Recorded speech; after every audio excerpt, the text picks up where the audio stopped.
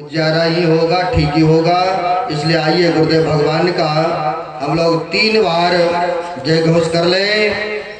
बोलिए प्रेम से श्री सद्गुरु महाराज की जय, श्री सद्गुरु महाराज की जय, श्री सद्गुरु महाराज की जय। अखंड मंडलाकारणं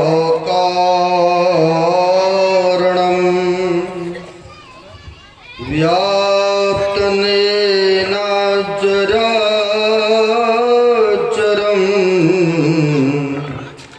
तद्पदं दर्शितं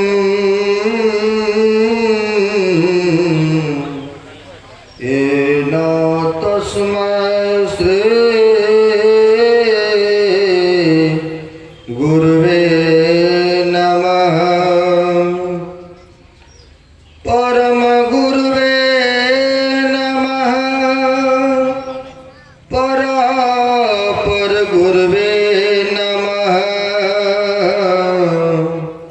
परमात्मा गुरुवे नमः, आत्मा गुरुवे नमः। आदि गुरुदेव अनादि गुरुदेव अनंत गुरुदेव अखिल गुरुदेव चरण गुरुदेव शरण गुरुदेव श्री गुरु महाराज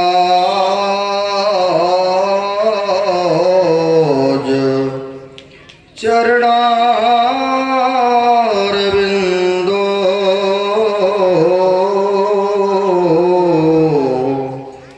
नमो नमस्ते। महाराज सद्गुरु है राजन का राजा,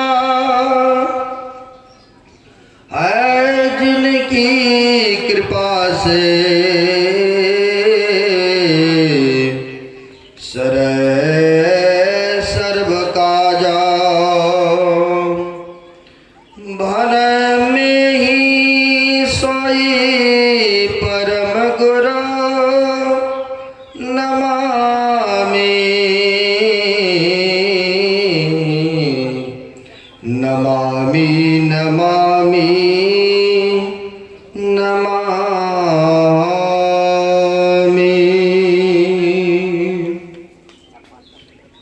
प्रातः स्मरणे अनुश्री भूषित कनकंद विच विराजमान परमात्मा स्वरूप गुरुदेव के पाद पद्मों में असंख्य असंख्य बार नमन है। तीर्थों को भी पावन करने वाले मंचस्थ पूज्य साधु चरण आए हुए सदगुरु के सद भक्तगण, हम लोग इस ज्ञान गंगा में गोता लगाने हैं तो जत्र तत्र से गुरु महाराज के छत्र छाया में आए हुए हैं और पवित्र ग्रंथ रामचंद्र मानस के पाठ के क्रम में सुन रहे थे। गुरु के संबंध में कहा है, 3 लोग नौखंड में गुरु ते बड़ा न को, अकर्ता करे न कर सके, गुरु करे सो हो। कहते हैं 3 लोग जो जिसको कहते हैं सब देवताओं में से श्रेष्ठ ब्रह्मा विष्णु महेश, कहते हैं 3 लोग नौखंड में गुरु ते बड़ा न को। कहते हैं इनसे बड़ा कौन है तो गुरु होते हैं। क्यों ऐसा क्यों कहा? एक संतों ने बड़ा अच्छा और भी उदाहरण दे के कहने को कृपा की है। गुरु गोविंद दो खड़े काको लागो पाँव अब बलिहारी गुरु आपने जिन गोविंद दियो बता। अगर गुरु भी आ जाए, और गोविंद मतलब होता है परमात्मा ईश्वर, वो भी एक ही समय आ जाए तो किनको पहले प्रणाम करना चाहिए? जो चतुर भक्त हैं तो वो कहेंगे कि पहले गुरु जी को नमन पूजा पाठ करना चाहिए। क्यों ऐसा? तो कहते हैं गुरु नहीं होते तो गोविंद को कौन बताते। इसलिए कहते हैं गुरु गोविंद दो खरे काको लागू पाँव। मैं पहले किसको पैर लगूं, मतलब पाँव छूं? तो कहते बलिहारी गुरु आपने, कहते गुरु की बलिहारी है, कृपा है, जो कि गुरु नहीं होते तो वो गोविंद को बताने वाला नहीं होते। इसलिए मैं पहले पूजा पाठ आराधना गुरु का ही करूंगा। क्यों? क्योंकि गुरु में वह ज्ञान होते हैं जो कि ईश्वर को साक्षात्कार कराने की उनमें क्षमताएं हुआ करते हैं। अगर गुरु नहीं होते तो गोविंद को बताने वाला कोई नहीं होते। इसलिए रामायण को पढ़ते हैं, गुरु की कितनी बड़ी कृपा होते हैं शिष्यों के ऊपर। जो शिव भक्त हैं, शिव प्राण परे होंगे, उनको भी पता होगा। कहा है एक बार हरि मंदिर में जपत रहो शिव नाम, अब गुरु आए अभिमान तो उठ न किन्न प्रणाम। कहते हैं गुरु आए और वह शिष्य बैठ करके माला जप रहे थे भगवान शिव के मंदिर में, कि मैं भगवान की आराधना कर रहा हूँ, पूजा कर रहा हूँ, इस समय उठ करके कैसे मैं उनका स्वागत करूं। लेकिन कहते हैं शिव भगवान को बड़ी तकलीफ हुआ, उन्होंने श्राप दे दिया उस शिष्यों को। कहते हैं उठ न किन्न प्रणाम ते गुरु अग्दे अति अपमानते सह न सके महेश। कहते महेश एक शंकर भगवान का भी नाम देते हैं। कहते हैं गुरु का तुमने अपमान किया, आदर नहीं किया, इसलिए जाओ मैं तुमको शराप देता हूं। शराप दे दिए, लेकिन फिर भी गुरु जी को दया आ गए कि हमारा तो जैसा भी है, जो भी है तो मेरा ही तो शिष्य है ना। तो कहते हैं प्रभु आप क्षमा कर दीजिए, इनको क्षमा करिए। देखिए गुरु को नहीं बैठने के लिए पूछा, नहीं एक गिलास पानी दिया है, लेकिन भगवान शिव का नाम ले रहे थे, उनका मंत्र जप रहे थे, तो शिव भगवान ने उनको श्रापित कर दिया। क्यों? क्योंकि गुरु का उसने आदर नहीं किया। इसलिए कहते हैं गुरु जो होते हैं सर्वोपरि होते हैं। हमारे श्रद्धेय भरत बाबा कह रहे थे कि गुरु महाराज भी हमारे कुटिया पर, हमारे निवास स्थान पर पधारे हैं।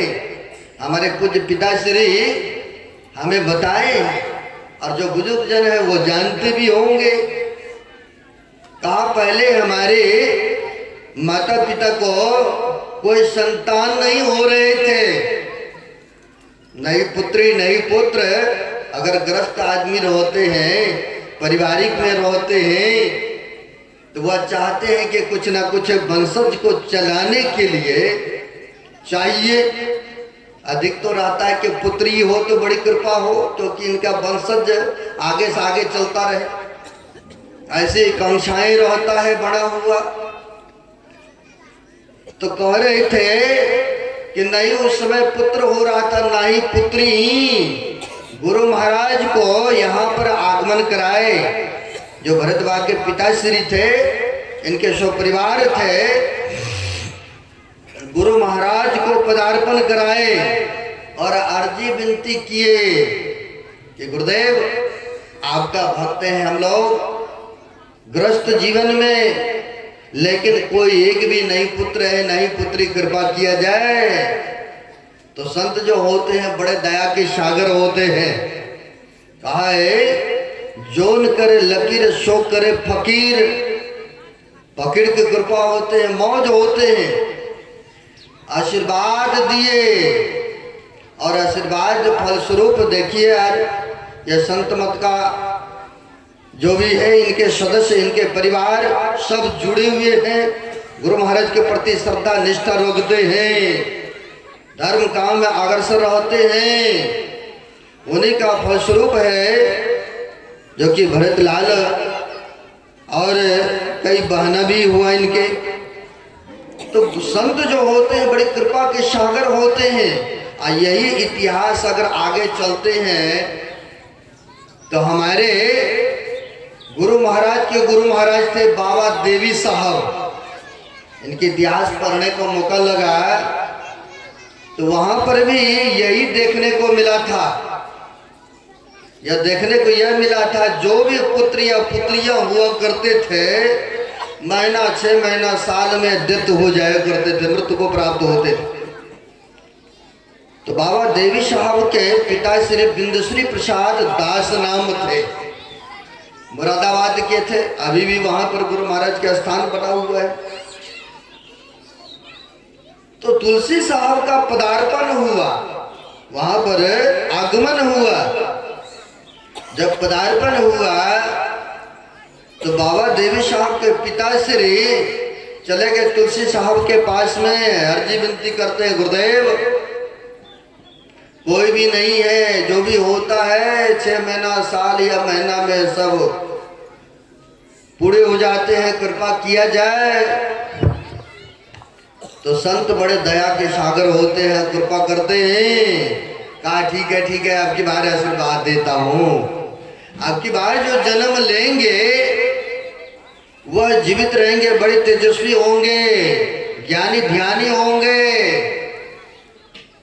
आया है वहां पर आशीर्वाद मिला है। आशीर्वाद के फल स्वरूप ही बाबा देवी साहब हुए। बाल्यकाल से बड़े ओजस्वी तेजस्वी, बड़े ज्ञानी, एकांत रहते थे, ध्यान भजन में मगन रहते थे। तो तुलसी साहब के सानिध्य में रहते थे। और होता क्या है, ऐसे महापुरुषों को पाया और धर्म के प्रसार में लग गए। और बाबा देवी साहब यह संत मत सत्संग का कार्य चला रहे थे। एक नदी के किनारे यह सत्संग हो रहा था। बहुत सारे भक्तगण सत्संग में आए हुए थे। अब होता क्या है, संजोग से नदी के किनारे टेंट पंडाल लगा हुआ था। जैसे आप लोग जिला वारसी में जाते हैं या अखिल भारतीय में जाते हैं, खुले आसमान में गंगा जी के किनारे, क्योंकि पब्लिक अधिक भीड़ हुआ करते हैं, तो ऐसे स्थानों पर रखते हैं। तो वहां पर सत्संग हो रहा था बाबा देवी साहब का। तो हुआ क्या, संजोग से एक गांव का किसी की मृत्यु हो गई और उनको जलाने के लिए ले गए। कहा तो श्मशान घाट। अब श्मशान घाट ले गए, वहां पर चीता वगैरह सब सारा रचाने लगे, शोरगुल हल्ला गुल्ला होने लग गए। और जब हल्ला गुल्ला होने लग गए तो बाबा देवी साहब ने अपने सेवकों से कहा, जाके बोल दो उन लोगों को थोड़ी देर के लिए रुकेंगे, हम लोग आरती कर लेंगे, तब आप लोग दाह संस्कार करेंगे। क्योंकि उसकी स्माइल, उसके धुएं लगेंगे तो सत्संग में बैठना परेशानियां हो जाएंगे। जाके सेवक ये कहते हैं, हमारे गुरु महाराज का भी सत्संग चल रहा है। गुरु महाराज ने कहा कुछ देर रुकने के लिए। कई बार समझदार व्यक्ति होते हैं, अब कोई व्यक्ति उसमें से बड़े हठीले स्वभाव के होते हैं, तो वो कहेंगे कि आपका जो काम है आप करें, हमारा जो काम है हम करने के लिए आए, हम करेंगे। कहा चलिए हम लोग दाह संस्कार करेंगे, जल्दी जाना है घर को, आपका काम है आप सत्संग प्रवचन करते रहिए। यानी मानने के लिए तैयार नहीं हुआ। आकर के बाबा देवी साहब से कहते हैं कि गुरुदेव वो लोग मानने के लिए तैयार नहीं है गुरु महाराज। कहा हमारी आज्ञा को उल्लंघन किया उन लोगों ने। कहा हाँ गुरुदेव, कहते हैं आपका काम है सत्संग फरमाना, आप सत्संग फरमाइए, हम लोग जो कार्य करने के लिए आए हैं करेंगे, जाएंगे अपने घर को। बाबा देवी साहब सुनने को मिला, लाठी लिया और काला कपड़ा पहनते थे। अभी भी मुरादाबाद जाएंगे, दिल्ली के पास में शीशा में पैक करके रखे हैं दर्शन के वास्ते। काला कपड़ा पहनते थे। खैर भेष संतों की जो मर्जी हो, बाबू का हो या बाबा का हो, महत होता है सुमरन भजन करने का, महत होता है सतपथ पर चलने का। एक संतों ने बड़ा अच्छा कहा है, भेष कैसा भी रहे पर जिसके ऊंचे ख्याल है, बाहर से दिन देखिए भीतर से मालो माल है। कोई कहे तो भिक्षु है, कोई कहे कंगाल है, पर पहने हुए वह गुदरी का लाल है। दीन मतलब होता गरीब भी। साधु महात्मा के पास कुछ नहीं होते हैं, ठीक से घर मकान तो नहीं होते हैं, ठीक से भोजन भी नहीं मिलते, ठीक से वस्त्र भी नहीं पहनते हैं, और फिर भी बड़े बड़े आदमी लीडर लोग आकर के चरण में नमन करते हैं, आशीर्वाद मांगते हैं। अभी देखिए ना, पंजाब में तो बहुत जोरों के चल रहा है। कहीं का फोन आता है एमएलए सब का, महाराज हम आपके आशीर्वाद लेने आए कुटिया में, आप दिख ही नहीं रहे, कहाँ है? कहाँ है? अब जो कि जिनके आगे पीछे बॉडीगार्ड घूमते हैं, बढ़िया कीमती गाड़ियों में घूमते हैं, है ना, क्योंकि हम लोग रहते हैं जिस क्षेत्र में, उन लोगों को आह्वान भी करते, बुलाते भी, प्रोग्राम में तो आते भी हैं। तो लोग आते हैं आशीर्वाद लेने के लिए कि महाराज आपका आशीर्वाद हो।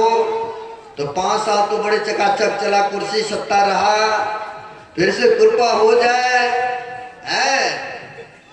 साधु महात्मा के पास वैसे सुविधा नहीं है। अब फिर भी देखिए बड़े बड़े लोग माथा टेकते हैं, चरण पर गिरते हैं।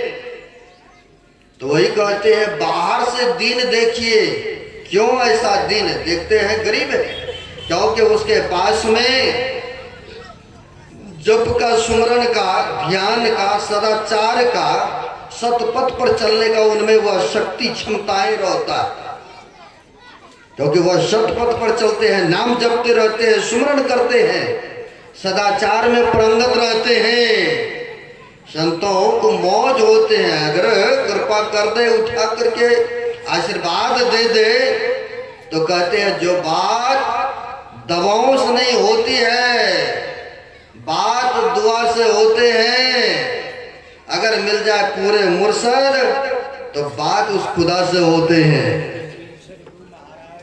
तो कहते अगर पहुंचे हुए संत मिल जाए तो कहते उस खुदा, उस परमात्मा जो गुप्त है, उससे भी बात करा सकते हैं। और मैं ऐसी योग्यता, वैसी क्षमताएं हुआ करते हैं। बाबा देवी साहब काले कपड़ा पहनते थे, और जिनको विश्वास नहीं हो वह कभी दिल्ली पंजाब जाएंगे तो मुरादाबाद में जाके देख सकते हैं। बाबा देवी साहब काले कपड़ा पहने हुए, लाठी हाथ में लिए और चल दिए उधर जहां पर चीता रचाए थे। देखा वो लोगों ने, कहा बड़ी बेग में आ रहा है, क्रोध में आ रहा है, हो सकता है साधु बाबा शराब ना दे दे, इनके निगाह में रहे तो भाई खिसक लो, इस जगह से हट जाओ, क्योंकि इनकी आज्ञा को उल्लंघन किए हैं। प्रवचन सत्संग छोड़ के आ रहा है, कहीं हो ना हो, डर तो भय तो सबको होता है ना, है भाई, सबको होता है अपने अपने जीवन का। सब के सब वहां से जो चीता रचाए थे, अब अग्नि देना था, दाह संस्कार करना था, देखा तो सब के सब खिसक लिया उस जगह से, अभी भाग निकला। जब भाग निकला, बाबा देवी साहब उस मुर्दे के पास पहुंच गए, और मुर्दे के पास पहुंच करके जो मुर्दा चीता पर था रचाया हुआ, लाठी से टच करते हैं, हुड़ा मारते हैं, कहते मेरे डर से सब भाग गए, अब तुम अभी तक सो पड़ा है, भागो यहाँ से। इतना कहना तक मुर्दा भी जिंदा हो गए, उठ के भागे। श्री सदगुरु महाराज की जय। वह मुर्दे भी उठ के भाग निकला। तो ऐसे के सेवक कौन? तो हमारे गुरु महाराज हैं।